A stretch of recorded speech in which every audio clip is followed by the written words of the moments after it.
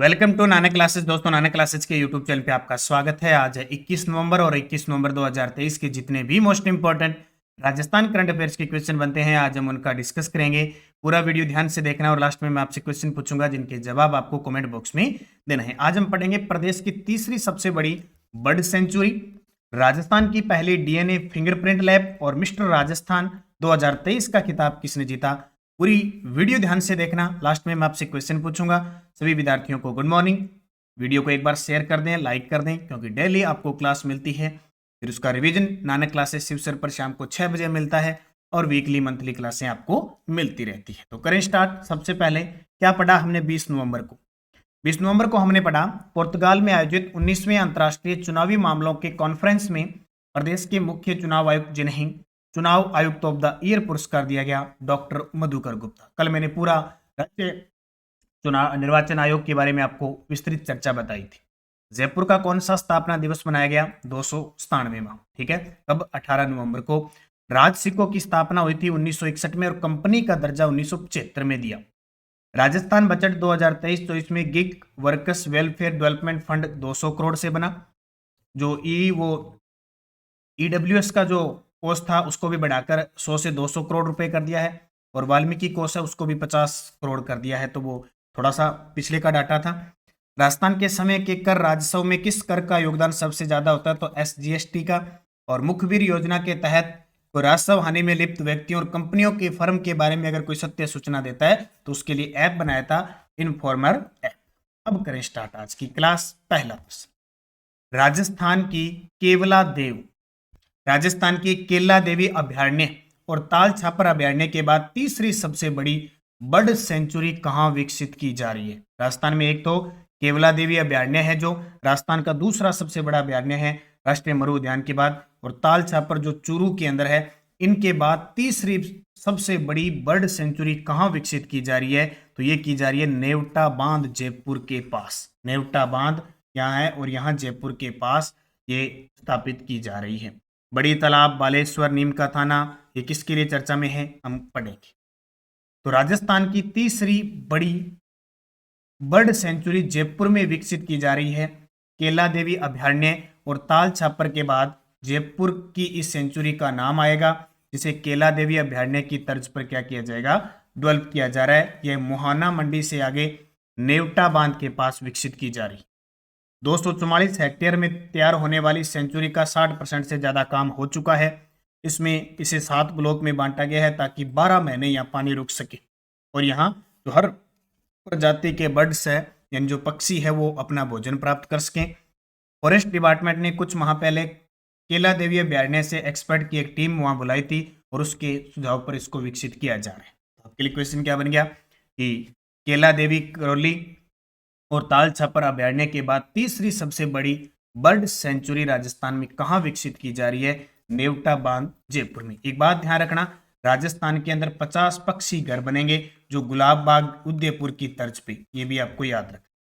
अब हम बात करते हैं बड़ी तालाब उदयपुर में मछली कंजर्वेशन रिजर्व बनेगा, जबकि बालेश्वर नीम का थाना ये कंजर्वेशन रिजर्व है। क्या क्या है हम इसकी चर्चा कर रहे हैं। देखो बूस्टर डोज देखो अभी ताजा 28, 29 और 30 तीन वन्य जीव कंजर्वेशन बने हैं जो आने वाले पेपर में आपसे पूछे जाएंगे। 27वां बना था बाज आमली 12, 20 मई 2023 को। 28वां बना था बालेश्वर नीम का थाना 6 अक्टूबर 2023 को। और 29वां बना था गंगा घाट जयपुर 6 अक्टूबर को।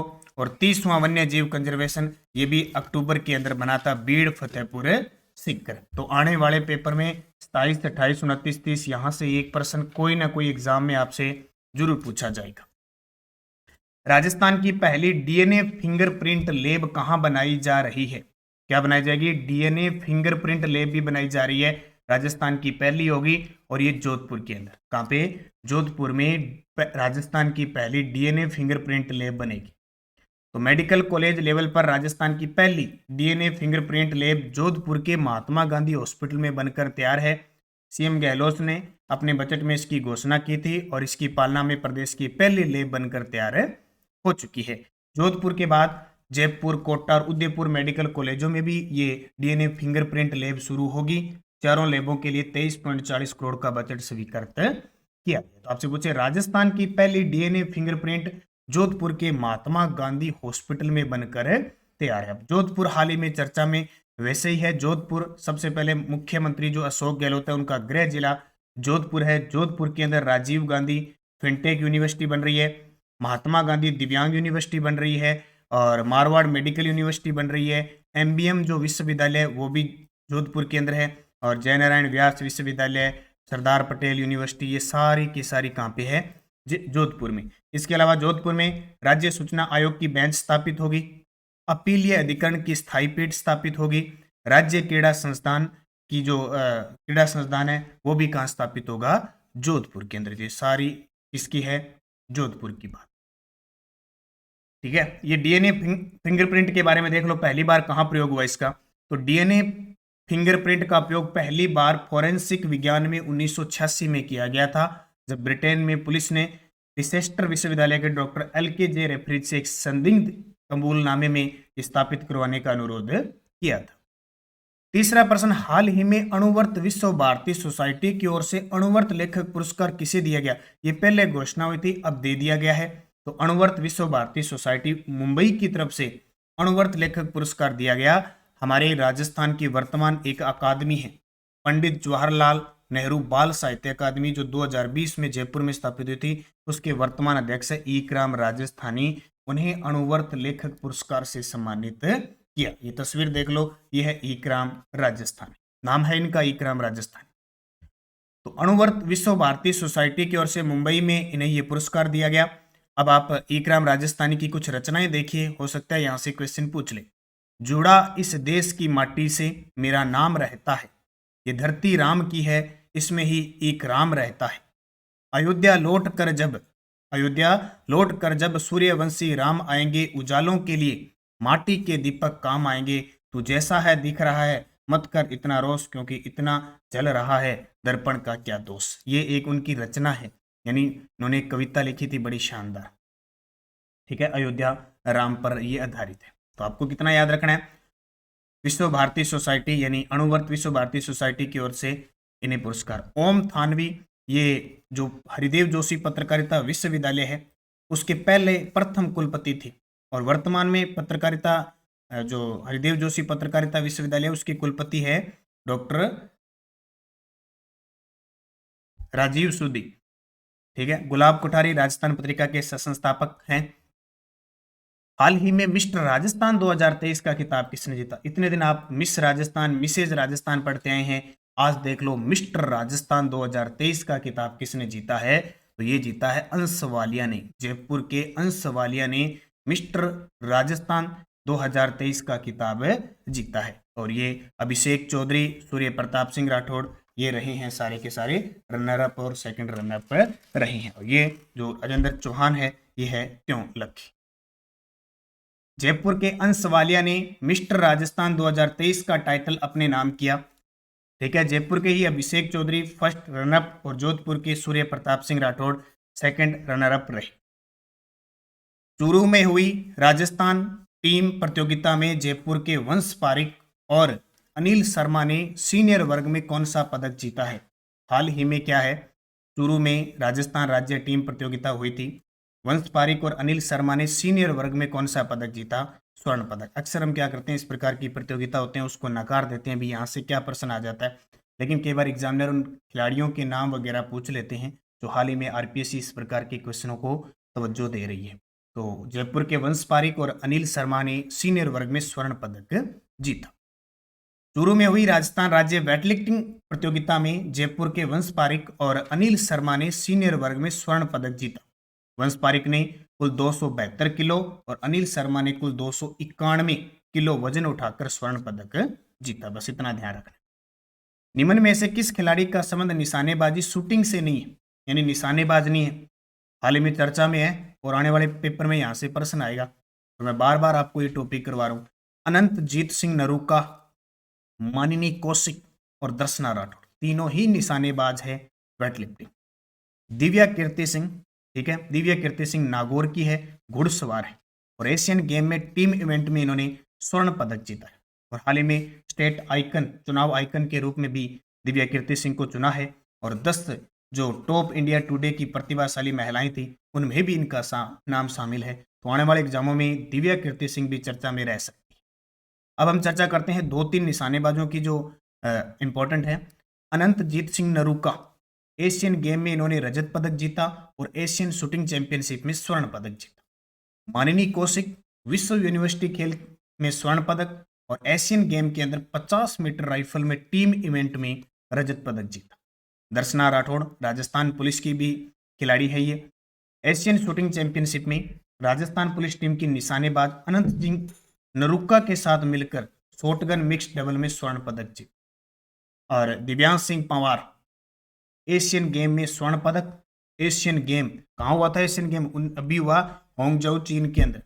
वह दक्षिणी कोरिया में एशियन शूटिंग चैंपियनशिप में 2 स्वर्ण पदक जीते। तो चारों खिलाड़ियों के नाम आपको जरूर याद रखने। पीडीएफ आपको नानक क्लासेस शिवसर जो टेलीग्राम चैनल है, वीडियो के डिस्क्रिप्शन में लिंक है, वहां से मिल जाता है। तो सारे विद्यार्थी एक तो इस चैनल को सब्सक्राइब कर लो, टेलीग्राम को। इसमें आपको करंट की शाम को क्विज मिलती है, इसकी पीडीएफ मिलती है, प्लस एक्स्ट्रा जो भी चीज़ें आपको मिलती है, तो जीके की और क्विज मिलती है। तो ज्वाइन करो ताकि आपके पास अपडेट और official Nanak classes Rajasthan current affair नाम से जो टेलीग्राम है वो भी वीडियो के डिस्क्रिप्शन में लिंक है। ताज़ा जो भी अपडेट आपको मिलती जाती है। तो निरंतर अध्ययन करें। बाकी करंट अफेयर्स की जो भी टेस्ट सीरीज है हमारी, इस क्लास की जो मैं ले रहा हूँ, डेली टेस्ट मिलता है जनवरी से दिसंबर 2023 की करंट अफेयर्स मात्र 100 रुपये में है। जनवरी से लेकर दिसंबर तक हर महीने की वीकली टेस्ट है, मंथली टेस्ट है, प्लस हर महीने की पीडीएफ उपलब्ध है प्रिंट निकालने के लिए। और ये है राजस्थान सामान्य अध्ययन, राजस्थान जीके। रोज शाम 6 बजे टेस्ट होता है, 9 बजे व्याख्या यूट्यूब पे प्राप्त हो जाती है आपको फ्री। ठीक है, 1 साल की वैलिडिटी है।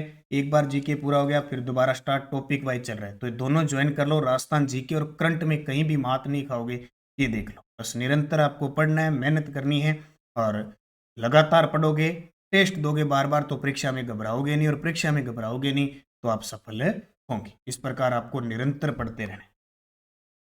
पिछले वीडियो का क्वेश्चन था, राजस्थान के किस जिले में पुलिस प्रशिक्षण अकादमी की स्कूल की स्थापना की जाएगी? तो इसका उत्तर सिलोरा, अजमेर आपका सभी जवाब था। कर्णपुर श्री गंगानगर क्यों चर्चा में है? क्योंकि यहाँ से कांग्रेस प्रत्याशी थे गुरमीत सिंह कुन्नर, उनका निधन होने के कारण यहाँ चुनाव नहीं होंगे। जोटवाड़ा जयपुर राजस्थान का एकमात्र ऐसा विधानसभा क्षेत्र है जहाँ के मतदाता वोटर है 4 लाख प्लस। और नौर हनुमानगढ़ में नहरी पानी चोरी रोकने के लिए पहला पुलिस थाना खुला था। अब क्वेश्चन आपके लिए जिसका जवाब आपको कमेंट बॉक्स में देना है। राजस्थान के मुख्य चुनाव आयुक्त जिन्हें चुनाव आयुक्त ऑफ द ईयर पुरस्कार से सम्मानित किया गया, प्रवीण गुप्ता, प्रेम सिंह मेहरा, डॉक्टर मधुकर गुप्ता, डॉक्टर राम लुभाया।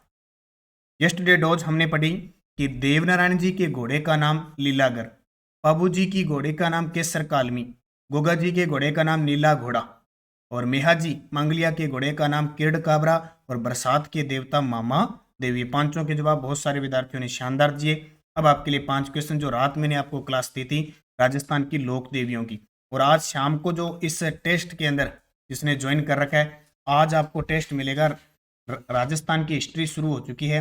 राजस्थान के जानने के स्रोत, सिक्के, शिलालेख, अभिलेख, प्रशस्ति से संबंधित आपको टेस्ट मिलेगा। नोटिफिकेशन डाल दिया, टेलीग्राम पे डाल दिया, और आज सीरीज नंबर 4 के अंदर इतिहास के सारे टॉपिक आ जाएंगे। खलकाणी माता का मंदिर कहाँ स्थित है?